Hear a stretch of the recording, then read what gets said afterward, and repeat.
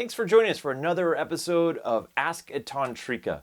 And let's go ahead and go to the internet for another question. This is on Facebook from, who is this from? This is from Chaz, I believe. What is Tantra a form of polyamory? Okay, first let's go into what is polyamory. Polyamory, for those of you who don't know, means multiple loves or open relating. It's like having multiple partners within a relationship, different than polygamy, which is multiple wives. Polyamory is about having multiple loves, which could include sexuality, also could include the concept of having multiple boyfriends or girlfriends that maybe aren't even sexual, just people you love, you want to hang out with. So is Tantra a form of polyamory? Wow, no, it's not actually. Polyamory is polyamory and Tantra is Tantra. But I think what happens is because Tantra is such a liberating path, what happens is that people who practice polyamory dig Tantra.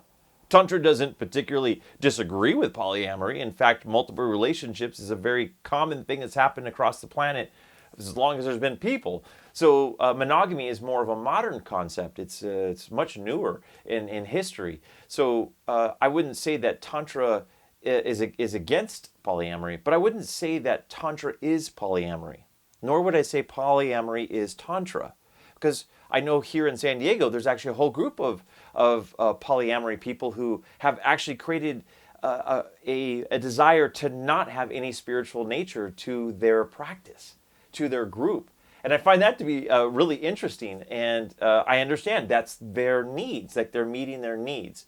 So polyamory is a very common. It's a very it's a more modern term. It's interesting because it's a couple different dialects of language pushed together to create this compound word.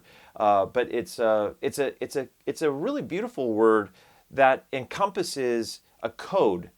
And so as time has gone on, polyamory has become a deeper and deeper code.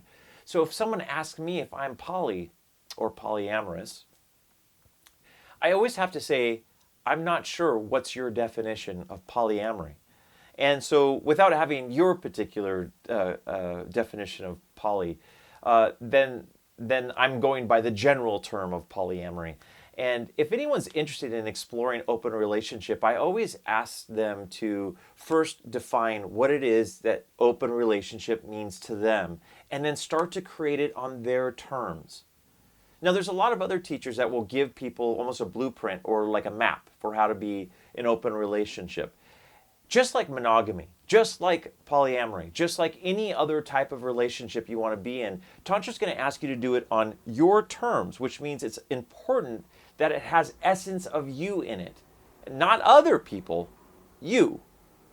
So that's a really weird thing that's saying, hey, I know it's about not reinventing the wheel, but make sure you put your own flourishes on it. So polyamory is this idea of having multiple lovers, and that could include one more, two more, 1,000 more, I don't know. But it's up to you to figure out what that looks like for you.